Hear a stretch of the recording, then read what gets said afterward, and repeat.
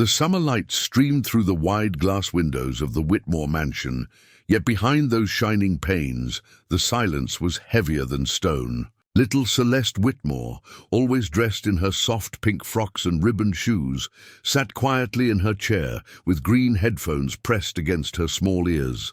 To any outsider, she looked like the very image of innocence. But to her father, Vincent Whitmore, a wealthy man whose name carried weight across the city, she was broken. Vincent convinced himself, or rather chose to believe, that his daughter was deaf. Doctors had advised more tests. Therapists voiced concerns. Still, Vincent dismissed them all. For him, Celeste's silence was an unchangeable reality, one he refused to question. His pride blinded him to possibilities. His mansion echoed with luxury, but never with his daughter's laughter. If you believe in compassion, in second chances, and in love's power to transform lives, take a moment to like this video, share it with someone who needs encouragement, and subscribe to Kindness Corner for more heartfelt stories. When the new nanny, Isabella Marin, arrived one bright morning, she brought with her not just skill, but also a heart full of empathy. Having worked for years with children in difficult situations, Isabella understood the secrets that silence could sometimes conceal. The very first time she met Celeste, she noticed details others had overlooked. The girl's eyes sparkled at small movements. When a bird perched on the terrace railing, Celeste's gaze followed at once. When Isabella dropped a toy block by mistake, she noticed the flicker in the girl's pupils. This was not the empty stare of a child cut off from the world. It was the lively curiosity of someone who understood far more than she was allowed to reveal. Days passed, and Isabella began quietly testing her suspicion. She clapped her hands softly behind Celeste's back, and though the child did not turn, her fingers tapped nervously on her lap. She hummed a lullaby while dusting shelves, and though Celeste's body stayed still, her lips trembled as if remembering the sound. Isabella no longer doubted. Celeste was not deaf, but then the deeper reality surfaced. This was not a child unable to respond. This was a child trained not to respond.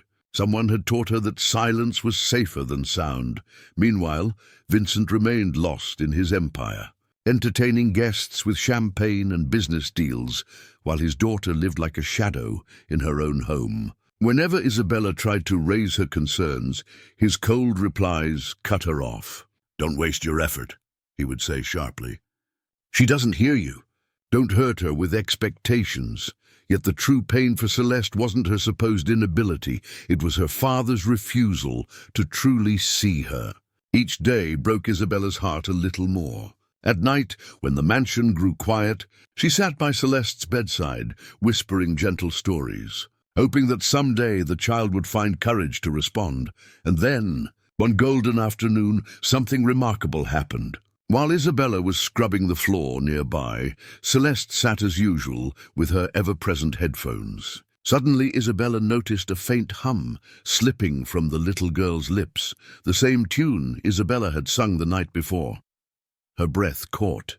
She leaned closer, whispering the same melody, and Celeste's lips moved again, this time forming the softest sound, faint but real. Isabella's eyes welled with tears. The girl had a voice. She remembered the song. The cruel truth could no longer be hidden.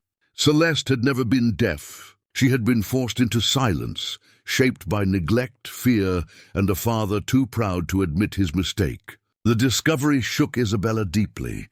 She knew this truth could not remain hidden, even if Vincent chose to ignore it. Patiently, day after day, Isabella worked with Celeste, using gentle sounds, clapping small rhythms, and softly whispering her name. Little by little, Celeste found courage. One evening, when Isabella whispered, "Celeste," the girl turned her head, lips parting as if to respond. A faint sound, fragile and trembling, slipped from her throat. It wasn't clear speech, but it was enough to show she could hear, enough to show she wanted to be heard.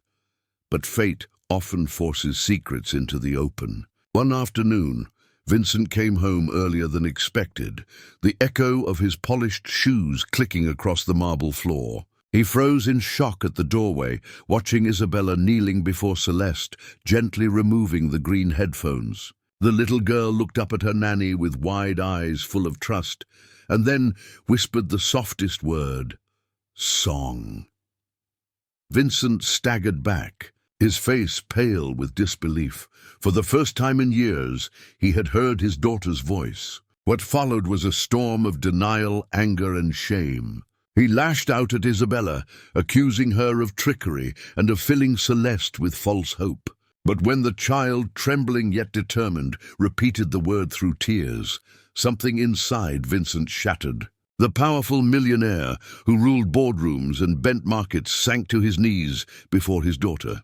At last he saw how blind he had been. The years of silence had never been her weakness. They were his failure. He had hidden behind pride, refusing to believe that love could break through.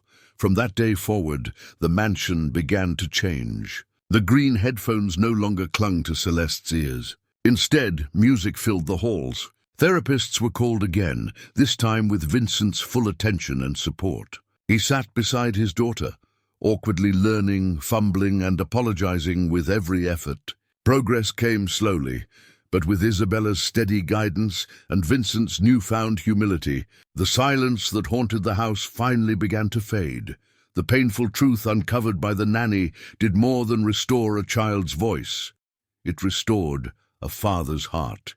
And Isabella never sought recognition for it. Her reward was the smile that lit up Celeste's face whenever they sang together in soft harmony. What wealth could not provide, kindness had brought back.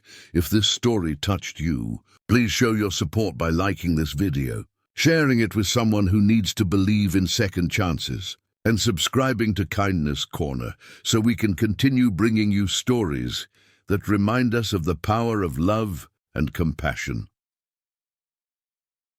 Before we close, I have a special request. Comment below which moment touched you the most. Was it Celeste's first whispered word, or the moment her father finally opened his heart? In the end, the millionaire's daughter was never truly broken. She had only been waiting for someone to listen, someone to believe. And when the nanny revealed the hidden truth, years of silence gave way to the most beautiful sound of all, the sound of hope.